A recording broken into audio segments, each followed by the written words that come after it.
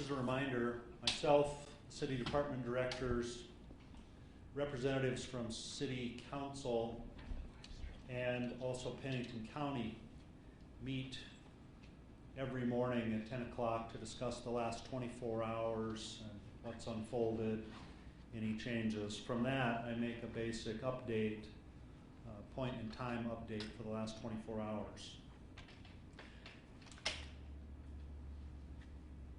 So we are continuing our coordination with Monument Health as our primary healthcare advisor on the COVID-19 pandemic. There will be new predictive modeling available soon for the use of, to be used by healthcare professionals and government officials. There are a number of models out there that were made a day ago, a week ago, 2 weeks ago, and there's some growing concern from the professionals, from the mathematicians, that the public is misusing or putting too much faith in some of these models that they're seeing online. We believe the new modeling will allow for more accurate assessment of disease progression, a prediction of disease progression through our local communities. There's been some minor ordinance compliance issues, probably still in the category of misunderstanding. We've made contacts with a couple of folks, and everything is clear as far as what the ordinance insists they be compliant on. The building permit and land development workload is nearly normal, so that's good news. The construction and the development community is continuing to work. Construction jobs, contracts, bid openings are occurring at a normal pace.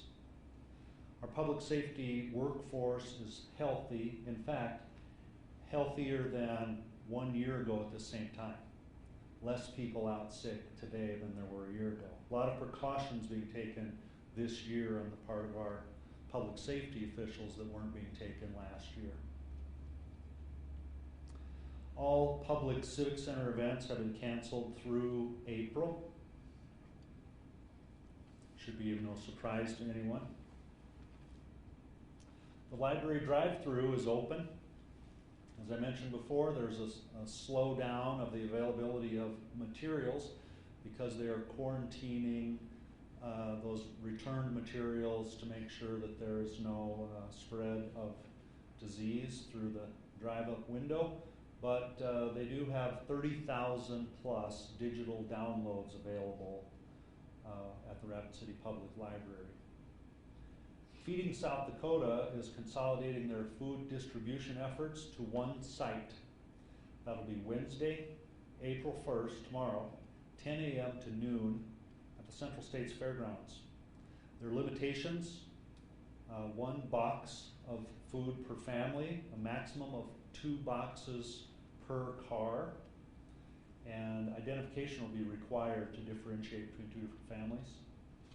There's been a noticeable surge in food assistance needed throughout our community, and we're asking for people who can volunteer with Feeding South Dakota or Meals on Wheels to contact them either through their website or by calling their numbers.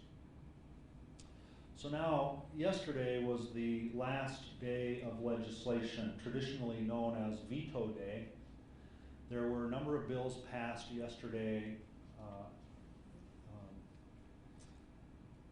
as an emergency, meaning that the bills will become effective immediately upon being signed by the governor. A lot of those had to do with election, flexibility, education requirements, and that sort of thing. But the bill that did not pass was Senate Bill 191. Senate Bill 191 would have given authority to counties to declare public health emergency and take actions which are currently now only afforded to cities under South Dakota Codified Law 9-32-1. And this realistically has to do with local government bodies being able to impose actions for the suppression of disease in the community. That is the language in the statute. Currently, cities have that authority, counties do not. And after yesterday's legislation, the session lasted until well after midnight. Counties still do not have that authority. Also, it would have allowed cities and counties to pass an emergency ordinance with only one reading, which is essentially the same authority that the state legislature holds for itself. But that was removed early on from the bill on the advice of the governor's office. Several amendments were made to this bill throughout the day, and finally a House committee last night killed the bill around midnight. Opponents of the bill do not believe counties should have the authority to declare emergencies for public health reasons and to take any actions to stop disease in their communities. Pretty fair to say, most or some of the same legislators don't want the cities to have that authority either, but we do. So South Dakota is not unified in this effort to slow the spread of COVID-19. I just got off, in fact I left in progress, a conference call with South Dakota mayors of cities over 5,000 people, where everyone is voicing their opinion about the legislative session yesterday and how to move forward today. So I don't know if there's consensus yet on what the next move will be, but I think the cities and counties have been absolutely left on their own. And so it's us to realize that rather than complaining about it, we should get to work and see how we can improve the situation. So now I have a little statement that I'll read. The majority of our questions and concerns from the public on what's going on in Rapid City and the government intervention has to do with what the ordinance is and what the ordinance isn't. So the city ordinance recently passed by the Rapid City Council mandated certain business closures in accordance with CDC guidelines. Specifically, the guideline states, in states with evidence of community transmission, bars, restaurants, food courts, gyms, and other indoor and outdoor venues where groups of people congregate should be closed. Our ordinance addresses closing or altering these businesses and activities. A specific list is available within the ordinance that can be found on our website at rcgov.org/COVID. So here's what the ordinance is. The ordinance is a targeted approach aimed to temporarily reduce the places where people congregate for discretionary activity. It is a temporary government regulation aimed at slowing the spread of COVID-19. It is a temporary government action approved by the elected representatives of the people of Rapid City in accordance with CDC recommendations. That's what it is. And what it is not a stay-at-home order. It is not a closure of all non-essential businesses or a pick list of winners and losers or a community-wide minimum distance requirement. It is not a vehicle for employees to lobby to have their boss's business added to it. It is not a democratic process for which businesses should be nominated for closure, or a measure intended to eliminate the spread of the disease. That's what the ordinance is not. We can do nothing in government or as community members to stop the spread of this disease. We're a free country. We go outside. We shop for groceries. We do all of the normal things that are going to allow us to come into contact either with human beings or something that another human being just contacted. The The whole goal, as I've mentioned for the last couple days, is to slow the spread of COVID-19, to preserve our capacity in our local hospital systems. This is a statewide issue, not just a Rapid City issue. The scope of the city ordinance is limited on purpose. The ordinance has been in effect 4 days now, and we're already planning how and when we lift these restrictions. This will be heavily influenced by the recommendations of our healthcare professionals. One thing I'm not going to do for you is I am not going to absorb all the information from the CDC, from the World Health Organization, from the local hospital system, from all the other professional medical providers who have opinions on this. I'm not going to absorb all that and then disregard it and give you my own opinion about how we should proceed. This has to be a very educated, calculated measure by government to intervene. And everyone at home right now can do their part by staying home if possible. Sending only one person for groceries. Don't take the kids. Don't take the whole family. And certainly don't take the neighbors. Stay alone for a while and get your essentials and go back home. And if you're working, protect yourself at work. We get so many calls and emails from people saying, my employer is not taking this seriously. They're putting me at risk. Well, that person should think about quitting. If they can't talk to their employer about reducing the risk for the employees, the employees should go home. Imagine if your boss decided to bring into the workplace a pet grizzly bear and you felt threatened. What should you do? Go home.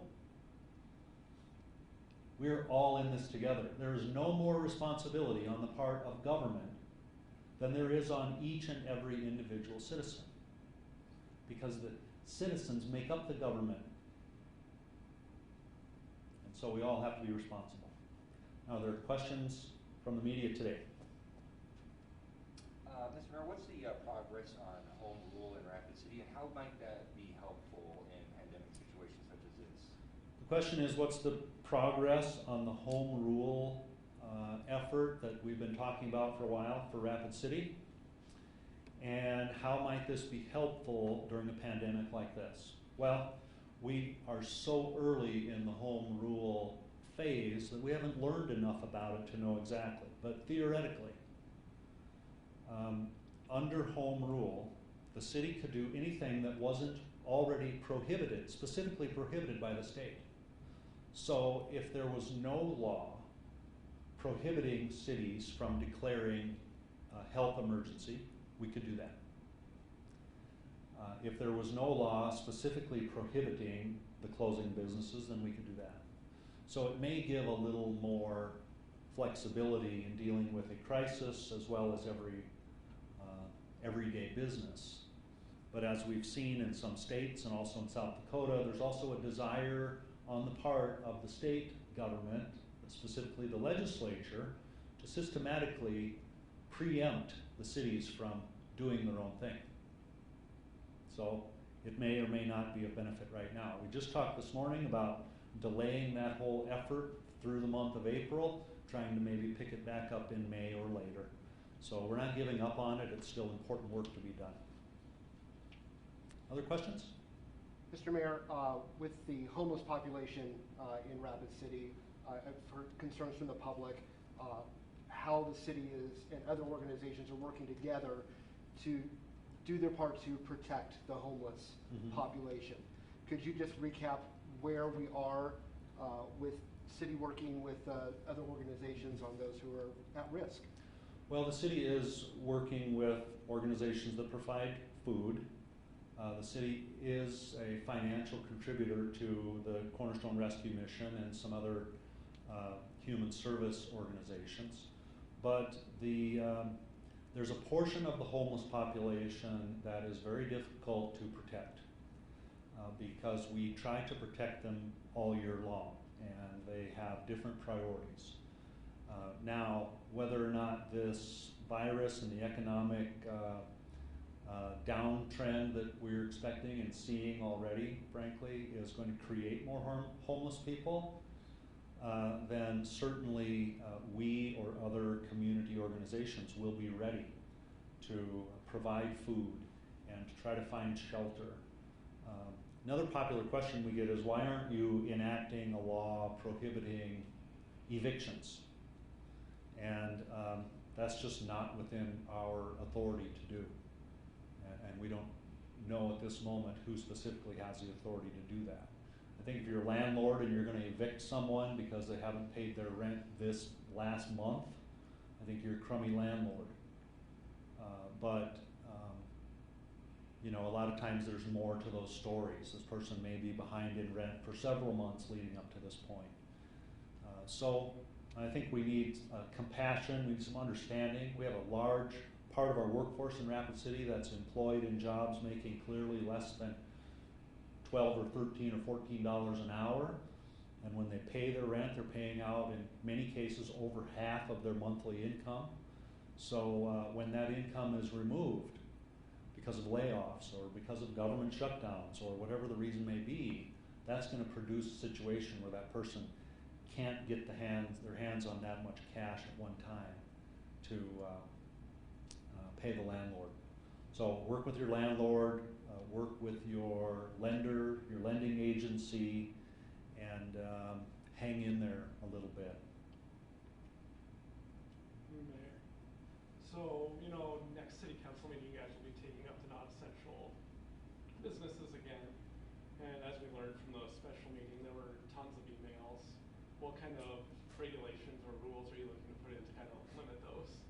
Good question. The question is, since on the April 6th city council meeting, we'll be talking about the city ordinance again, because we've set it up so that the city council will have to reconsider that at about every regular council meeting. Then how will we deal with the public comment? And last meeting we had well over 100 emails where people wanted us to read them, and some of them were very reasonable in length, and some of them were very much along the lines of a master's thesis. So we have put into place an email submission form that we should have up on the website here today, if not tomorrow, that will limit the number of characters that can be used. I think we're looking at about 800 characters, so that we can read each of these emails in a minute or less. And we'll advertise that, we'll put out press telling people what the address is and helping them find the form. Just to elaborate on the rent thing you were saying, so for the, you know, if somebody's hours got cut and they can't make it, you know, to pay the rent, is there some type of unemployment benefit that's kind of along that line, that's like something that maybe we can have another press release to discuss that or something like that? The question was, I was already thinking of the answer while you were talking, so now I've forgotten the entirety of the question, but sorry. it was. Yes. Go ahead so I can repeat it. Okay, so yes, I was just wondering, you know, if somebody's was affected by the hours being cut because of the pandemic and they can't pay the rent, is that something that's, you know, something that they can do with the unemployment benefits? I believe unemployment benefits would be, well, here I go again. The question was, people who have been affected financially by the onset of this virus or the closing of businesses and are having trouble making their rent, is there some assistance for them? And so my answer is, I believe along the lines of unemployment insurance would be more for people who have lost their jobs. And so people who have lost hours and are not making enough money, Pennington County Health and Human Services has a program where they can get rent assistance. And there may be a variety of other avenues for assistance, and I would check the Elevate Rapid City website, where they're kind of becoming a clearinghouse for related benefits such as this.